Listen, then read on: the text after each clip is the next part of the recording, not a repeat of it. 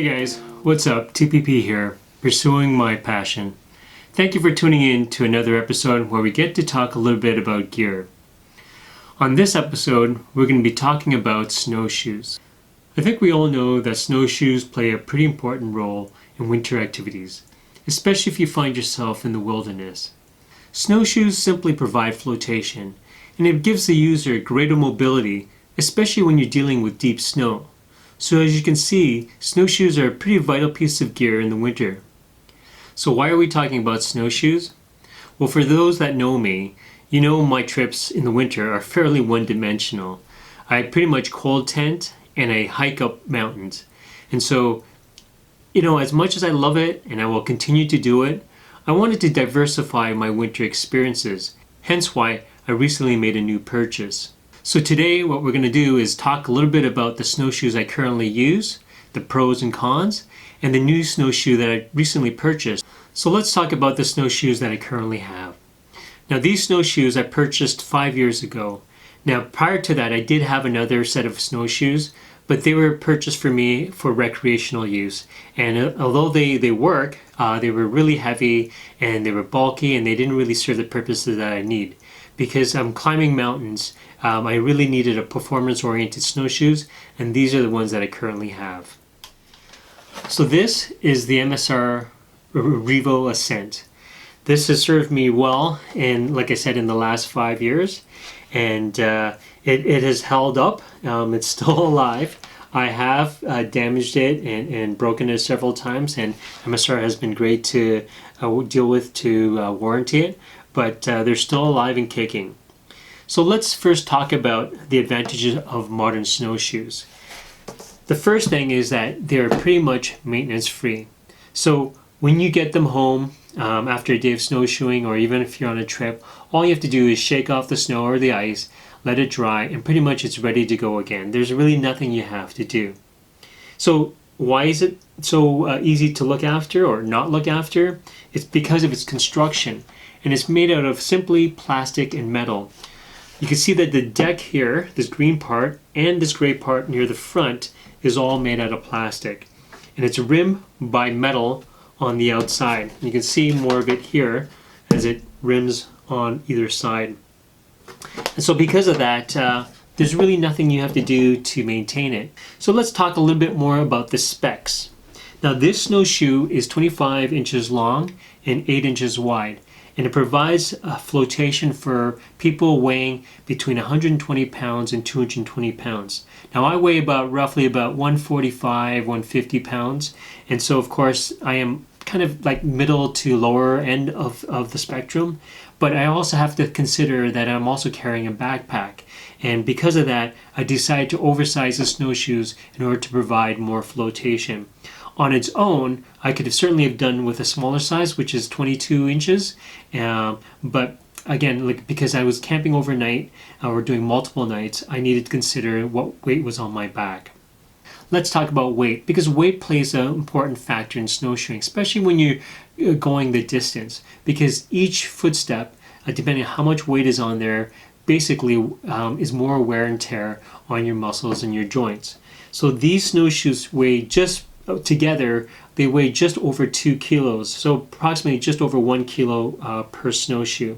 Now, is that a lot or is that a little? I think it kind of is in a good range. It's not too heavy. Compared to my recreational snowshoes, these are definitely lighter than those ones. So the cost for these snowshoes, they're not cheap. MSR is a outdoor company. They're well known for their high quality gear and their warranty. And I took good advantage of their warranty because of the amount of use and punishment I put these snowshoes. I have broken some rivets and even busted up their frame a few times. And they've looked after me and sent parts to replace them. So you do pay for the name, but you're also paying for the warranty that stands behind this product. And so right now, currently, actually it's almost the same, but they have changed the binding. But the cost right now retails for basically $309.99. So it's not cheap. It's not cheap at all. Okay, but they've served their purpose well. So what other advantage does this snowshoe have over, let's say, a traditional snowshoes? A couple more things. The bindings themselves are made out of supple plastic, and they never get hard. Even in the like I've had them in below -30, and they've never got brittle, or did they ever break. So that has been pretty solid. The other thing about these snowshoes is it has a heel lift. Now this is really more applicable to people who are going up mountains. Now, depending on the incline, if you're going up for a steady period of time, it takes a lot of toll on your calves. And if you're not conditioned, it's going to be even worse. So these heel lifts, you can just pop them up with your poles, pops up, and it keeps your heel elevated. And what that does, because your snowshoes is tilted this way, this keeps your heel more in a horizontal plane, so it's not tilting down, and it doesn't strain your calf as much. So basically it saves your muscles and your calves when you're doing sustained ascents. So this is really, really handy. So we'll put that down. The other part of this snowshoes, which is a huge advantage, at least for my type of snowshoeing, is that it's got hinges and a crampon. See these two big red spikes? This is for gaining purchase on hills and steep ascents. So whether it's ice or snow, this helps to grab it and allows you to ascend without slipping too much. So this is really important for my use. If I was snowshoeing on pretty flat terrain, this would probably be an overkill, and it's just extra weight that you don't need to carry. But for my use, these are absolutely essential. That is probably the primary advantages of this type of snowshoes. Let's talk about a few disadvantages, and I'll mention a couple actually. The first thing is that because it's made out of plastic and metal, they are loud. If you're trying to walk quietly in the forest, they actually are not the best thing, especially if you're trying to see wildlife, and especially if it's harder snow or you got ice or even rocks, they just make a ruckus. And so they're not exactly the most nature-friendly type of snowshoes. So the only other disadvantage I can think of in terms of a modern snowshoe is that it doesn't have as much flotation as, let's say, a traditional snowshoe. These are purpose-built for performance, and so you can imagine they don't want to build something that's really bulky and wide. So if you want to make that kind of comparison, they just don't have the equal flotation. Now, of course, you can buy a bigger modern-day snowshoes that may equal or rival the flotation of a traditional snowshoes, but if I'm comparing this to a traditional one, this certainly wouldn't have the same equal flotation. So that's pretty much it in terms of advantages and disadvantages of a modern snowshoe. So let's talk about the snowshoe that I just recently purchased.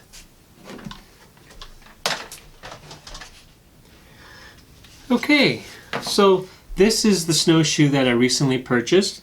As you can see, it is a traditional type of snowshoe. This one is made by GV, which is a company in Quebec, Canada. And this style of snowshoe is called the Huron. Traditional snowshoes are made in various styles, and this is all based on the geographical location. And these were made in the southern Ontario region, so I think it's kind of fitting that I purchased these ones for my use. So let's talk a little bit about the features and the specs of this snowshoe before we talk about the advantages and disadvantages compared to more modern type of snowshoes. So first of all, the construction is all natural materials. As you can see, it's very different. It is made out of white ash over the frame and rawhide for the mesh, and is all coated and varnished to protect it. And of course, even the binding itself is made out of leather. So all natural materials, very different from the modern day construction. Let's also talk about the specs. This is much longer than the MSR. This is 42 inches long opposed to 25, and this is 12 inches wide opposed to 8 inches, so significantly bigger than the MSR. And then let's talk about weight.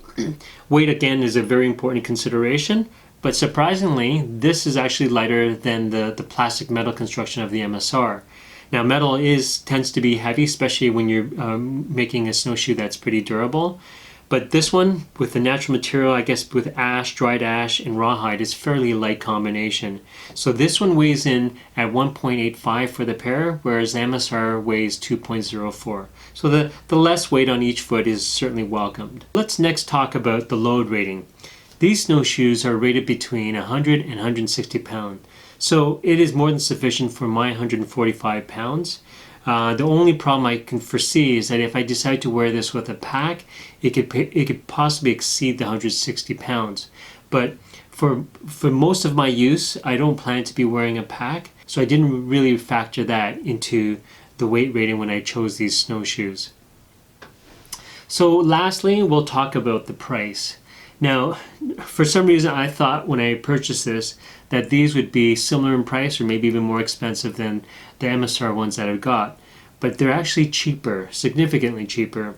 These ones I purchased at sale and they retailed for $189.99. Now, consider that is just the snowshoes. You also have to purchase the binding here. And in order to get that, there's a variety. So you have to pick and choose which one that you like the most.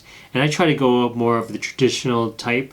And I got the leather one, and these are $49.99. So total price comes to $239.99. So it is closer to the price of the MSR at $309.99.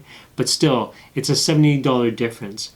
And in all fairness, that snowshoe, the MSR Revo Ascent, are performance-oriented snowshoes, and they are extremely expensive. So you could get a similar type of snowshoes like this that are more of a modern construction, and it would probably be either the same price or even lower. So it might just not be exactly a fair comparison when you compare this one to that one. So I think that pretty much covers all the specs and the features of the snowshoe. Let's now talk about the advantages and disadvantages this has or that one has over this one or vice versa. So the first thing I believe, which I have to verify with actual use, is that I believe this has more flotation in comparison to the MSR I have now. Now just remember, if you have a modern snowshoe that is bigger and has more surface area, then it might be very well be comparable in performance to this one. But presently comparing this one with my MSR, this one I believe will definitely have a lot more flotation. A second advantage of these traditional types of snowshoe is the sound it creates while you're traveling in them. I believe they are quieter than the more modern type of snowshoes. As you can imagine, the metal and plastic would probably provide an unnatural sound, whereas this would provide a way quieter experience. So if that's what you're kind of looking for while you're traveling in the forest, I would definitely recommend this type of snowshoe opposed to the modern type of snowshoes. Remember, the First Nations not only made the snowshoes so that they could travel, but they also hunted in them. So they needed these to be quiet and stealthy. So I think if you're looking for that kind of experience, especially if you're looking for wildlife or you just want to spend some quiet time in the forest, this is certainly the way to go. Lastly, it's not really an advantage. I put it in there, but I think really more it's kind of like bonus points. It's the aesthetics. This certainly has a much more likable appeal than the plastic and metal construction. These ones you see are classic, they're timeless design and look. I mean, many people actually put them on their wall for decor. So it definitely wins on the aesthetic component. But again, there really is no advantage because whether you have something that looks better than the other doesn't necessarily mean it performs better. It just means that yours looks more cool.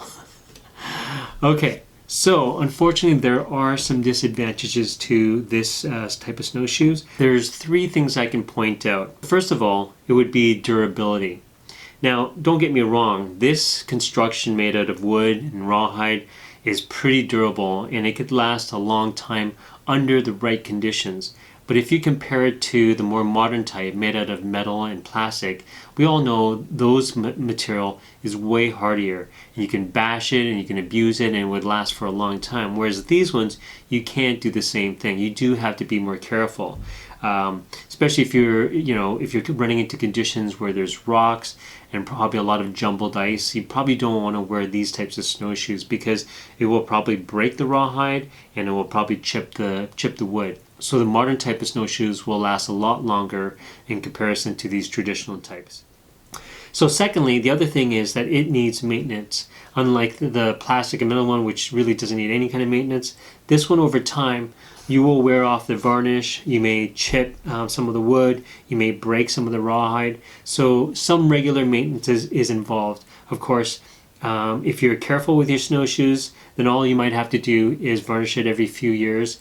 But other than that, it's just a matter of monitoring the condition of your snowshoe and taking appropriate measures to keep it in good shape. Lastly, the one thing you'll notice is that it has a pretty flat back surface and has nothing for grip. Now again, if you use the snowshoe strictly on lakes, on flat surfaces, and small hills, you'll never have an issue. But if you venture off the lake and let's say you have to cross over a big hill or a steep hill, you may have some problem gaining traction with this because there's nothing to hold you from slipping. And I know some people say that they provide some decent grip, but I've seen more than not people slipping with these, especially when they're going uphill. Of course, if you're going up without any load on your back or pulling anything, it's not going to be as much of a problem. But if you're pulling something heavy, guaranteed you're going to have a hard time going up and down hills with these ones.